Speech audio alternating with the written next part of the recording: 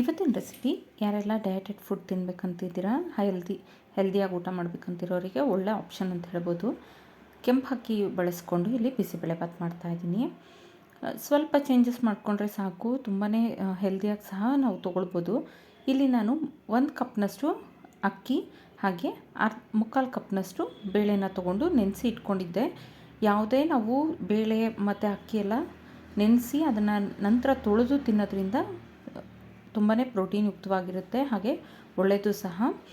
ಈಗ ಇದಕ್ಕೆ ನಾನು ಕ್ಯಾರೆಟು, ನಂತರ ನವಿಲುಕೋಸು, ಹಾಗೆ ಬೀನ್ಸು, ಟೊಮೆಟೊ, ನಂತರ 1 ಹಿಡಿಯಷ್ಟು ಕಡಲೆ ಬೀಜ, ರುಚಿಗೆ ತಕ್ಕಷ್ಟು ಉಪ್ಪು, ಇದಿಷ್ಟನ್ನು ಕುಕ್ಕರಿಗೆ ಸೇರಿಸ್ಕೊಳ್ತಾ ಇದ್ದೀನಿ.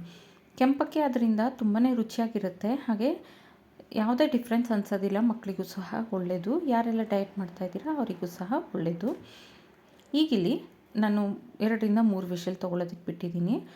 ಕುಕ್ಕರ್ ಲಿಡ್ ಕ್ಲೋಸ್ ಮಾಡಿ ನಂತರ ಇಲ್ಲಿ ನಾನು ಒಂದು ಪ್ಯಾನ್ ತೊಗೊಂಡಿದ್ದೀನಿ. ಪ್ಯಾನ್ಗೆ 2ರಿಂದ 3 ಸ್ಪೂನ್ನಷ್ಟು ತುಪ್ಪ ಸೇರಿಸ್ಕೊಳ್ತಾ ಇದ್ದೀನಿ, ಹಾಗೆ 2 ಸ್ಪೂನ್ನಷ್ಟು ಎಣ್ಣೆ. ನೀವು ಬೇಕಿದ್ದರೆ ತುಪ್ಪದಲ್ಲೇ ಮಾಡ್ಕೊಬೋದು ಅಥವಾ ಎಣ್ಣೆಲೇ ಮಾಡ್ಕೊಳ್ಬೋದು. ನಂತರ ಇದಕ್ಕೆ ಸ್ವಲ್ಪ ಸಾಸಿವೆ ಸೇರಿಸಿದ್ದೀನಿ ನಾನು. ಸಾಸಿವೆ ಸೇರಿಸಿದ ನಂತರ ಗೋಡಂಬಿನ ಸೇರಿಸ್ಕೊಳ್ತಾ ಇದ್ದೀನಿ. ಗೋಡಂಬಿ ಸಹ ಫ್ರೈ ಆಗಬೇಕು. ತರಕಾರಿ ನಿಮ್ಗೆ ಇಷ್ಟದಂಥ ತರಕಾರಿ ಹಾಕ್ಕೊಳ್ಳಿ. ನಾನಿಲ್ಲಿ 3 ಥರ ತರಕಾರಿ ಹಾಕ್ಕೊಂಡಿದ್ದೀನಿ, ಹಾಗೆ ಬಟಾಣಿ ಸೀಸನ್ ಆಗಿರೋದ್ರಿಂದ ಹಸಿ ಬಟಾಣಿ ಸಿಕ್ಕಿದ್ರೆ ಅದನ್ನು ಸಹ ಹಾಕ್ಕೊಳ್ಬೋದು. ನಂತರ ಇಲ್ಲಿ ಬ್ಯಾಡಗಿ ಮೆಣಸಿನ್ಕಾಯಿ ಹಾಕ್ಕೊಂಡು, ಹಾಗೆ 1 ಕ್ಯಾಪ್ಸಿಕಮ್ನ ಕಟ್ ಮಾಡಿ ಇಟ್ಕೊಂಡಿದ್ದೆ, ಹಾಗೆ 1 ಈರುಳ್ಳಿನ ಸಣ್ಣ ಕುದಕ್ಕೆ ಹೆಚ್ಚಿಟ್ಕೊಂಡಿದ್ದೀನಿ. ಇದೆರಡನ್ನು ಸೇರಿಸಿ ಫ್ರೈ ಮಾಡ್ಕೋಬೇಕು. ಟೊಮೆಟೊ ನೀವು ಬೇಯೋದಕ್ಕೆ ಹಾಕಿದ್ರೂ ಹಾಕ್ಕೊಳ್ಬೋದು, ಅಥವಾ ಈ ಥರ ಒಗ್ಗರಣೆಗೂ ಸಹ ಹಾಕ್ಕೊಳ್ಬೋದು.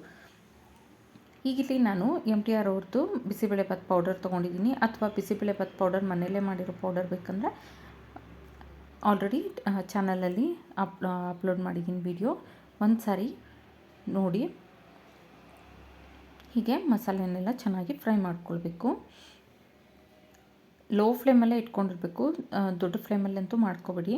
ನಂತರ ಇಲ್ಲಿ ಒಂದು ಸಣ್ಣ ನಿಂಬೆಹಣ್ಣಿನ ಗಾತ್ರದಷ್ಟು ಹುಣಸೆ ಹಣ್ಣನ್ನು ನೆನೆಸಿಟ್ಟು ರಸ ತೆಗೆದಿಟ್ಕೊಂಡಿದ್ದೀನಿ, ಅದನ್ನು ಸಹ ಸೇರಿಸ್ಕೊಂಡು 1 ಸ್ಪೂನ್ನಷ್ಟು ಬೆಲ್ಲ ಸೇರಿಸ್ಕೊಂಡಿದ್ದೀನಿ. ಬೆಲ್ಲ ಸೇರಿಸೋದ್ರಿಂದ ಉಪ್ಪು ಖಾರ ಹುಳಿ ಎಲ್ಲ ಬ್ಯಾಲೆನ್ಸ್ಡ್ ಆಗಿರುತ್ತೆ, ಹಾಗೆ ರುಚಿಯಾಗಿ ಸಹ ಇರುತ್ತೆ. ಇದು ಏನಿದೆ ಅಲ್ಲ, ಇದನ್ನ ಗೊಜ್ಜು ಥರ ನಾನು ಚೆನ್ನಾಗಿ ಕುದಿಸ್ಕೊಳ್ತೀನಿ.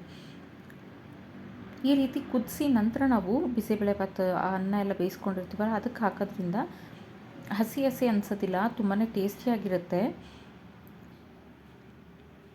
ಈಗ ನೋಡಿ, ಇದು ಗೊಜ್ಜು ಸಹ ಆಗಿದೆ. ನಂತರ ಇಲ್ಲಿ ನಾನು ಲಿಡ್ ಓಪನ್ ಮಾಡಿ ನೋಡ್ತಿದ್ದೀನಿ. ಈಗ ಅನ್ನನೂ ಸಹ ಬೆಂದಿದೆ.